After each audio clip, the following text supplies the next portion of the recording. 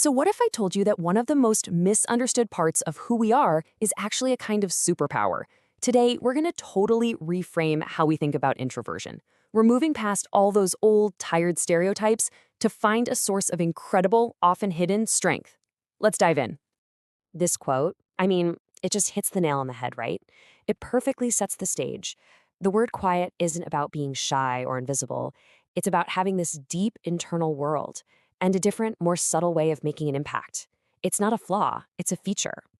To see how this really plays out, let's talk about a story that might feel a little too familiar for some of you. Meet Alice. She is brilliant, she is dedicated, her work is always top-notch. But when that big promotion came up, it went to a colleague who was way more outgoing, but honestly less qualified. And Alice was just left thinking, what did I do wrong? Why wasn't my work enough? That feeling of being invisible, that's the core challenge for so many introverts. So why does this happen to people like Alice? Well, it's because our society is kind of built around this thing author Susan Cain calls the extrovert ideal. It's this belief that's everywhere, this idea that the perfect person is outgoing, a leader, totally comfortable being the center of attention. It creates what she calls a culture of personality, where how you present yourself can matter more than what you actually bring to the table. And that, right there, is the heart of the problem for people like Alice. But here's the thing, and this is probably the most important point. Being an introvert isn't a personality flaw. It's not a choice. It's not something you can just snap out of. It is literally how your brain is built. So let's get into the science of how our brains are wired. So the term actually came from the famous psychiatrist Carl Jung. And it's not about being antisocial. It's all about energy. Think of it like a battery. Introverts recharge their battery through solitude and quiet reflection. Extroverts, they recharge by being around people and external stimulation. And it's so important to know this is not the same as shyness. Shyness is the fear of being judged. An introvert might love giving a speech to a huge crowd, but will absolutely need a quiet night alone afterwards to feel human again. Okay, this slide is where it gets really cool because we can see the difference right in our brain chemistry. Extroverted brains are super responsive to dopamine. That's the reward chemical. It's what makes them crave new things, social buzz, and taking risks. Introverted brains, on the other hand, they prefer a different chemical messenger, acetylcholine. This one is linked to feeling calm, thinking deeply, and just being content. So you see, at the end of the day, both personality types are just looking for that feel-good state. They just get there using different chemical roads. For an extrovert, a loud, busy party feels amazing because it's a huge dopamine hit. For an introvert, that same party is completely overwhelming, while a quiet night with a good book triggers that lovely, calm feeling from acetylcholine. Neither is right or wrong. It's just different wiring. So if it's all just biology, what's the big deal? Well, the problem is that our most important institutions, our schools, our workplaces, they are almost all designed for the dopamine-seeking brain. And this creates a huge problem called groupthink. And this quote just perfectly captures the biggest myth of the extrovert ideal. We have this built-in bias where we assume the most charismatic, confident speaker must have the best ideas. But the data shows there is literally no connection between the two. We're confusing loudness for correctness. And this leads to what Cain calls the new groupthink. You know what I'm talking about. The obsession with open-plan offices, constant brainstorming sessions, nonstop team meetings.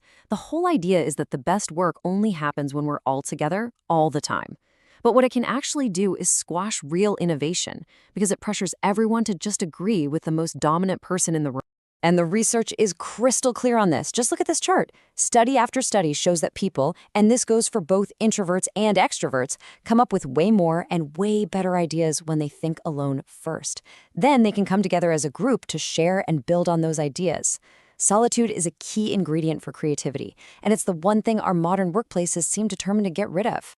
Okay, so we've laid out the problem. Now let's flip the script. Let's talk about the solution, which is all about celebrating the unique and seriously powerful strengths that introverts have.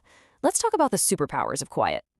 I love this acronym because it makes these strengths so easy to remember. Q is for quality. Introverts are incredibly observant. They see the details everyone else misses. U is for unrelenting, that quiet determination, that powerful work ethic. I is for independent. They do their best work when you give them the space to think for themselves. E is for expert. They love to go deep on a topic and really master it. And T is for thoughtful. They're reflective, deliberate, and deeply empathetic. And just think for a second about how valuable these traits are right now. In a world that can't stop talking, the ability to truly listen is a superpower. In an age of shallow hot takes, deep thinking is how you find real solutions. When everyone else is scrambling for the spotlight, keen observation lets you see what's actually going on. These aren't just personality quirks. These are rare and incredibly valuable skills. Now, let this number sink in. Somewhere between a third and a half of all people are introverts. Think about that. When our workplaces and our schools are set up in a way that pushes these people to the side, we are creating a massive, colossal waste of talent, of ideas, of potential. We are leaving so much on the table. So, how do we fix this? How do we build a world where everyone can do their best work? And if you're an introvert, how do you start harnessing these amazing strengths? Let's get into some real, practical strategies. Susan Cain gives 3 pieces of advice that are just game changers. First, stop networking. Even the word sounds exhausting. Instead, focus on finding kindred spirits, people you have a genuine connection with. Second, you should step outside your comfort zone, but do it for the things you are deeply passionate about. And third, and this one is non-negotiable, you have to schedule restorative niches. After a draining day or a big event, you must build in that alone time to recharge your battery. It's not a luxury, it's essential. Okay, now let's bring this right into the digital world we live in. This quote from Nikki Saunders is so brilliant because it points out that an introvert's natural tendency to reflect and observe, well, that makes them amazing storytellers. That quiet internal process is a goldmine for creating compelling content. So what does that actually mean for you? It means you don't have to be a loud, in-your-face vlogger to share your message. You can create a video just with a slideshow, like this one. You can record a voiceover. You can share your process, all that deep thinking and research that you do naturally. You might think your routine is boring, but for someone else who wants to learn what you know, it's an incredibly relatable and valuable story. So I want to leave you with this question to think about. Our world celebrates the talkers, the charismatic leaders, the people in the spotlight. But in our rush to listen to the loudest voice, what are we missing?